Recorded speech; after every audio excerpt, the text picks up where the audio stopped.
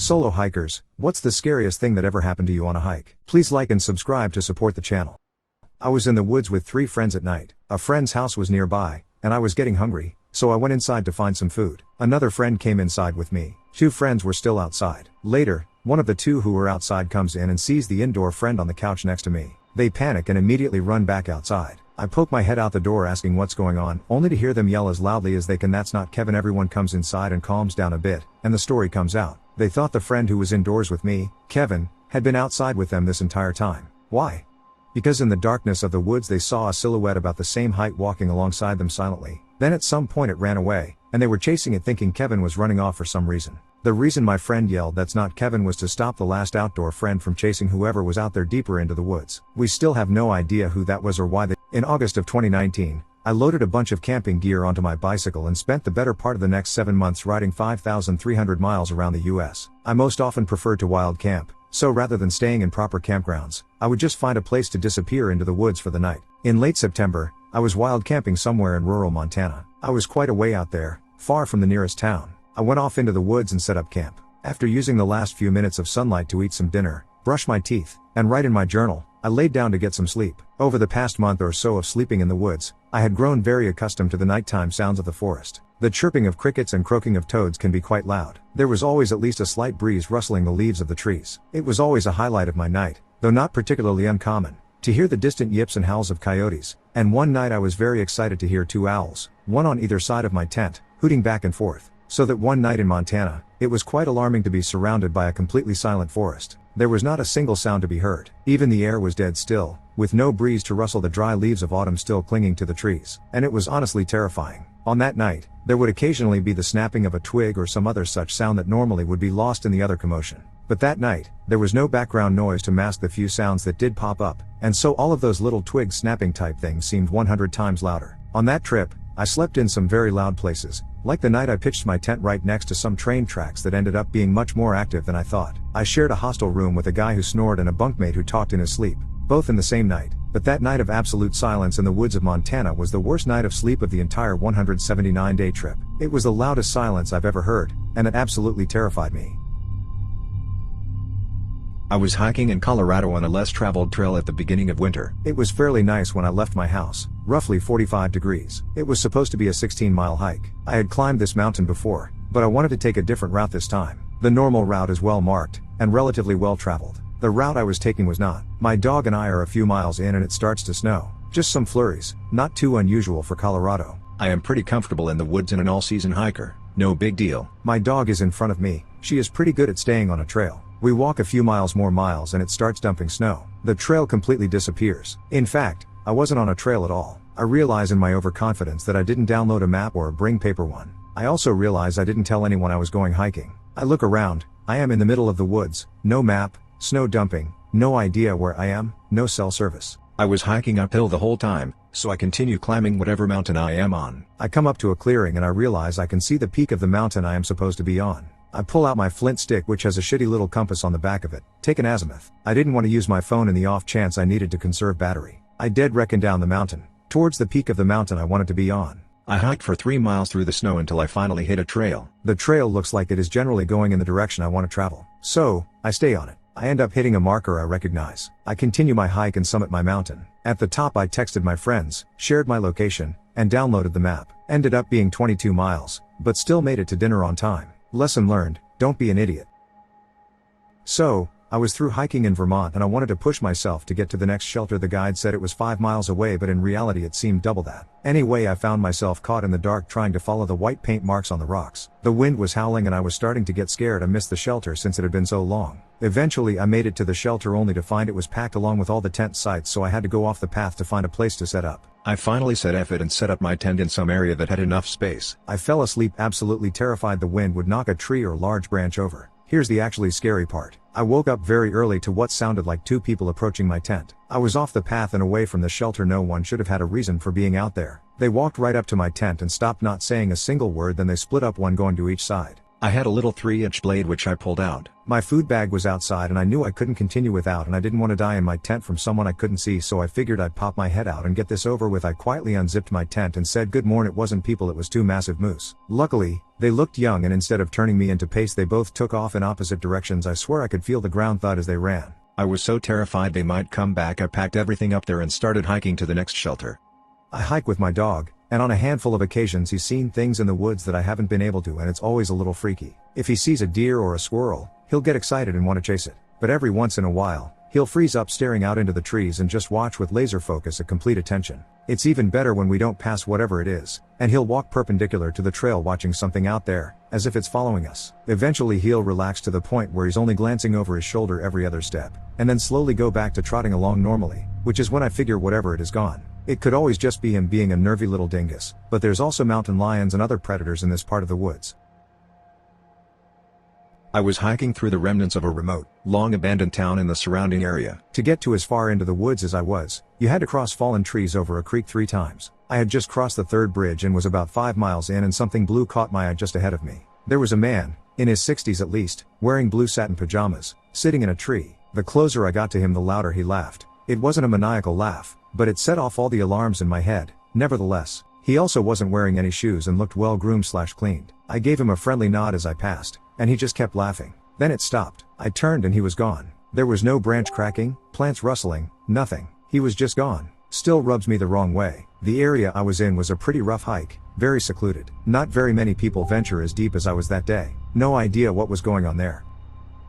I was hiking in Newfoundland in a forest near St. John's, around the edge of a lake on a dirt path. All of a sudden, I dropped into the dirt, which hadn't changed appearance as far as I was aware. I found myself up to my neck in mud. I couldn't feel the bottom. The only thing keeping me up were my 2 packs, one on the front and one on the back. Unfortunately, when I fell in, I was pushed forward on top of my front pack, and the strap stopped me getting the backpack off, which was kind of forcing me into the mud. If I leaned back to try to access the strap, I sank. I called for help, but it was totally isolated. I was in there for about an hour, shuffling sideways to try to free myself. It was exhausting. It was also cold, and I think that if I hadn't had my full waterproofs on, I would have been in a far worse way. Eventually I managed to slip one side of my packs off and was able to reach for the plants on the bank and pull myself out. That was pretty scary. I was hiking the CDT in Colorado about a day north of Dillon, Silverthorne, and was crossing a deep little creek that was giving me trouble. Another guy caught up to me and found a better crossing a little off the trail, so I used it, talked to the guy for a bit and walked another mile or so and set up my camp. The other guy did too. In the morning I left early and hiked up a steep slope and along a ridge where the other guy caught up to me and stuck with me like glue. He started talking about hiking the rest of the trail together, but I didn't want to, and I said I had stuff to do off the trail at various places further along. This guy didn't get it and started saying we could save money buying food together and planning meals and stuff. I said I was fine how I was and was a picky eater anyway. I started changing my pace, going faster and slower, but I couldn't get rid of the guy. There's a brutal road walk past Pettingill Peak that climbs a pass up toward Vasquez Mountain, and I bolted up there, but the guy was killing himself trying to keep up and started telling me I was being mean and should wait for him so we could hike together. I wanted nothing to do with this guy and kept going, but as I was hiking around Vasquez Peak, I stopped for a few seconds to grab food and he caught up again. He started saying I was lucky he caught up in time for us to set up camp together, and started saying it would make more sense if we just set up one tent and shared it so there's less work and it would be warmer. I have a 1-person lightweight tiny tent. I grabbed my pack and left, went back around Vasquez and straight down the mountainside to a forestry road with this guy following me again. It got dark and hard to see, but I was on the forestry road by then and heading into Winter Park. A few miles before town there was a forest fire and some forestry crews working on it. They were all back at their camp just off the road, so I went to them and asked if I could put up my tent just behind them in a clearing. A few minutes later I saw the other guy go past. I was jumpy and a little scared after that and got off the trail in Grand Lake for a few days, went to Denver and bummed around. Got back on the trail and was a little paranoid at first, but didn't see the guy again, and when I asked other hikers if they'd seen him nobody recognized the description. I'm 6'2" and 200 pounds, but I'll take wild animals over that guy any day. I'm a hunter of wildlife photographs. Was hiking in some thick rainforest when I heard some rustling some distance away. Not loud rustling, just like something small was moving in the branches. This sound was coming from a spot that was between me and the road, and the approach is only a 3-4 foot wide path, and thick cover on either side. I thought it was probably monkeys but felt it would be better if I left. So, I started retracing my steps, turned the last bend in the path, and now it was the home stretch. Maybe 30 more steps to the safety of the road. But there, looming right before me, within touching distance, was a bull elephant looking straight at me. Lone bull elephants have a bad reputation in India. I thought I was a goner. Life flashed before my eyes, etc. He was probably puzzled too and showed his displeasure. He spent a few seconds doing very scary things, stomped his foot, swayed his head from side to side, groaned, and crashed away through the trees on his left. I don't know why I was spared that day. Next day, in a completely different part of the forest, I was sitting under a tree, catching my breath. The forest here wasn't so thick, so I could see around me. And whoosh, another bull elephant, but this one somehow, can't explain, somehow didn't give me bad vibes. He appeared from 10 o'clock direction, approached to about 20 to 30 feet away, and then lost interest in me, and proceeded to take his lunch. We spent about 10 minutes together. My heart was bursting, but somehow my brain was calm, and I knew nothing bad was going to happen. Nothing did. He finished eating and left. I never went into the forest alone after that.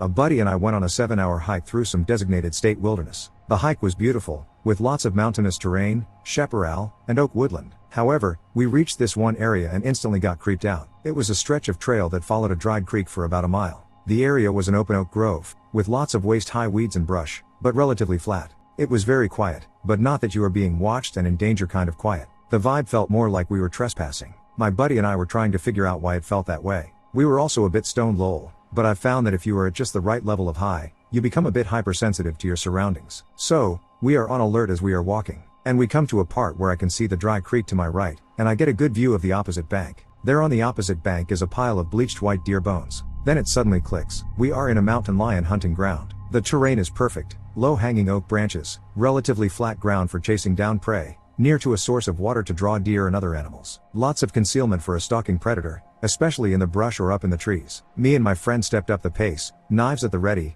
and got out of there as fast as possible without running. Fortunately, we didn't see a mountain lion, and once we cleared the grove, the creepy feeling abated. But yeah, not a comfortable experience, especially when you're miles from help and civilization.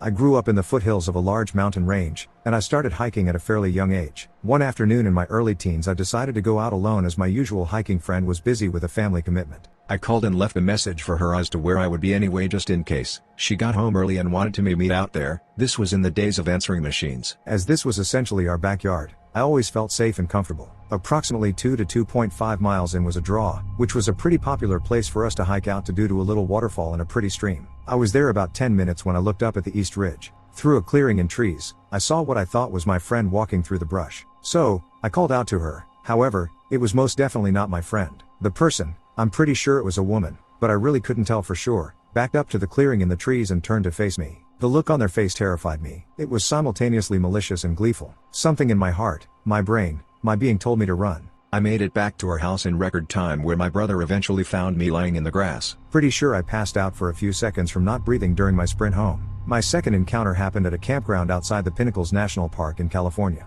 Basically, when a campground tells you that they are having a slight feral pig problem, please take note. They do not resemble Pumbaa. They do not sing. They do not dance. Instead, they tried to uproot our tent in the middle of the night, snorting like hell beasts. Our terrified screams scared them off, and we slept in the car the rest of the night.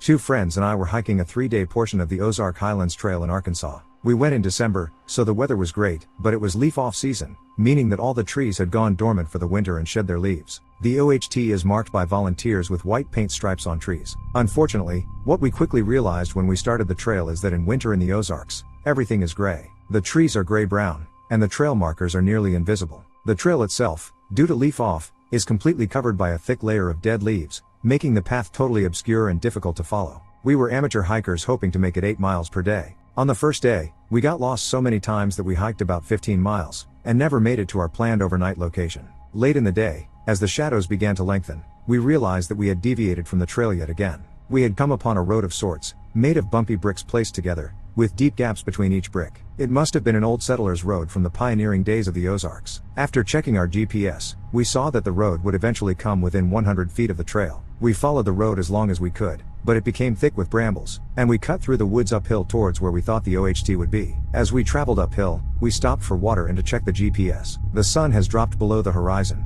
and it was about 30 minutes until darkness set in. The trees were gray and thick as mist in this desolate part of the forest. The GPS indicated that the trail was due west of our position, so we picked up our packs and planned to camp as soon as we met the trail. Immediately upon heading west, we came across an ancient-looking handmade rock wall fence. Inside the fence were many protruding rocks, some of them with hand-carved inscriptions set into the stone. They were gravestones, marked with dark gray and worn with age. No path led directly to the graveyard, and there were no signs of people in the graveyard itself. We were exhausted. We had blisters on our feet. We were in extremely low spirits that our adventure had gotten so detailed, and just wanted to rest for the night. But when I say that we got as far away as fast as we could from that abandoned, pioneer cemetery, in the dark of night, I mean it. Later I found out that it was Jones Cemetery, a settler's cemetery just like Idaho, and it is right next to the damn Ozark Highlands Trail. Last October, I went on a long weekend kayak camping trip up in the Adirondacks. It's a very calm slow flow river, no rapids, just smooth water. This is the second year I have gone with my partner's parents. It's usually 2 to 3 kids, age 3 to 8, and 5 to 7 adults. We kayak in about 10-ish miles and camp in the middle of nowhere, and it's awesome. We go late in the season because it fits everyone's schedule, but also because very few people are out that time of year. The overnight temps hover around freezing, but the days are fairly warm. There are campsites set up along the way, and there are a couple sections of private land without campsites. There is a section of the river that is really shallow and muddy and usually requires someone to get out and pull the other kayaks through some mud. It's annoying but no big deal. We come to this section, and I get out to help guide kayaks through. I was just looking around appreciating the view and I noticed 2 people in camouflage sitting on hill watching us. A little weird, there isn't hunting allowed in this area and there are no legal campsites nearby as that 2 to 3 mile section traverses private land. I pointed out the people to some other folks in my group, and they also thought it was weird, and have been up to that area way more than I have, but there's nothing to be done about it, so we just moved through the section. As we were leaving, I looked back and noticed the people weren't there anymore. We set up camp a few miles down from that section. It's very quiet this time of year, no birds are around. Some small animals, squirrels and chipmunks, are around, but that's about it. It wasn't quite fully dark, and we're standing around the fire and just doing camp things when we hear what sounds like a human impersonating an owl, hoo-hoo, down by the water. Everyone who saw the people earlier get dead silent and tell the kids to shut up. We heard some splashing, but it sounded like it was further out in the middle of the river, not too near us. We all grabbed whatever weapon we had, which was minimal, a fixed blade knife, a hatchet, stuff like that. Someone headed down to the riverbank to investigate. I followed, and we saw nothing, not even ripples in the water. I have no idea what we were hearing, but we were all on edge that night for sure. We didn't see anyone else the entire time we were out there, and we didn't hear any birds or animals either. Decided to extend a hike I've done many times before to see an old fire watch tower. Misread my map, thought it was 5 miles to the tower and back. Turned out to be 5 miles one way. Was woefully unprepared, ran out of water after reaching the tower, middle of August, not good. Heading back from the tower and I started getting dizzy. Laid down on a boulder for a quick rest, ended up falling asleep. Woke up close to dark, started walking back and in my exhausted/dehydrated state wandered off trail. A few seconds after I realize I'm off the trail, a big brown dog comes up to me out of nowhere. No tag or collar, lets me pet it and then starts walking off. Figure people take their dogs hiking all the time. It's probably headed back to its owner. Follow the dog for what seemed like a very long time. Step back onto the trail at the exact point where I decided to extend my hike. Doggo looks at me, walks around a big tree and either moves into the dark or vanishes. No clue if it was a real dog or I was dehydrated to the point of hallucination, but thank you Spirit Dog for saving me from a really shitty night in the woods. I was hiking in the Hoh Rainforest on the Olympic Peninsula in Washington back in '03. I was trying to do this really snazzy hike from the ocean to Mount Olympus. Well, day 1 is a blast. Get everything accomplished. Day 2, fog. Fog as thick as anything you can imagine. I can't get a decent GPS fix, so I'm pretty much blind, but I know if I follow the Hoh River upstream, I'll get to one of the campsites I'm going for. Day goes by, and fog isn't clearing up at all. I get to a fairly big clearing and set up my tent. I grab a power bar and chill out as it starts going to the darkest black night I've ever experienced. I'm seriously a bit unnerved at the whole thing. Not scared as much as just anxious. About 2 in the morning, I start hearing this huffing noise, like Darth Vader without the helmet on. My imagination starts to go freaky, and I reach for my flashlight. I pull the drawstring on the tent a little, very quietly, and poke my head out. Still dark as death. I hear the noise coming from maybe 5 feet to my right. At this point, I'm seriously rethinking my belief in Sasquatch. I poke my flashlight out and turn it on. I'm a few feet away from a massive Roosevelt elk, who'd lost his way in the dark as well. He sees the flashlight, bolts the other way, tags a tree, and knocks himself clean out. I laid in the tent until I heard a groan, a bunch of commotion and the big guy grunt away. This happened while I was backpacking in the Goat Rocks Wilderness in Washington State. My friend and I were trying to get up into a certain basin above the tree line, and we got a really late start, thanks to road construction, so we were really hoofing it up the trail trying to make camp before dark. My friend hikes way faster than I do, so he got way out ahead of me and by the time I got to where our detour from the main trail up an informal boot path would take us up into the basin, he was nowhere to be seen. So, there being no campsites near where I stopped, I backtracked for about 3/4 of a mile to a lake where there were established campsites right along the trail. After maybe an hour my friend shows up having realized his mistake. This is well after dark, and we settled in not really knowing our surroundings. It was a fairly large open area though, likely a horse camp area because the trail is popular with horse packers, but we encountered none, set up our tents, both one person, ate and went to bed. Neither of us usually sleep well when backpacking, but for whatever reason he was out cold and I was sort of lucid at best for quite a while, just listening to the sounds of nature and trying not to psych myself out about the possible demons and monsters and man-eating beasts lurking in the woods every time I heard a twig snap or a pine cone fall from a tree. So maybe 3 or so hours after I went to bed, this would have been maybe 1 a.m., I start hearing a very distinct sound of really heavy footsteps around my camp area, maybe as much as 100 feet away. I didn't really think to analyze the patterns the footsteps made at the time, but I remember it sounding distinctly bipedal. You can usually pick out a deer or mountain goat because they don't plant their feet in pairs. Other than these occasional footsteps, it's basically dead silent, no crickets or rustling of bushes or anything. That silence was instantly shattered by the most terrifying sound I have ever heard in my life. It was basically the same intensity as a whistle on a steam train, but much, much deeper, and more demonic-like, almost like a cross between a cow mooing and a lion's roar, but loud enough that it echoed off the mountains on the opposite side of the valley. Immediately after this noise, this creature went hauling ass off into the woods, crashing through the bushes. The forest I could see when I set up camp was basically covered in head-high huckleberry shrubs, but remained running around in earshot for at least 2 minutes, running back and forth, sometimes getting distinctly closer, sometimes getting further away. All this time it sounded like it was a creature with 2 legs running around. This whole time my heart was doing about 200 BPM and I was sure I was going to be eaten by a chupacabra or something. After a couple minutes the footsteps faded and it fell silent again, and I never heard anything else. I probably lay awake for at least another hour before I finally fell asleep. My friend didn't hear a damn thing. In the morning when I woke up, I looked around and there was a wide open area that led down to a small beach at the nearby lake to see if there was any evidence of what the noise was. Turns out there were fresh elk prints in the mud near the lake, and maybe 20 to 30 feet away was a large print of either a cougar or a bear, I don't remember which. So likely something was stalking one of the elk that wandered near my camp and spooked it in the middle of the night and caused it to spaz the F out. At least that's what I hope it was.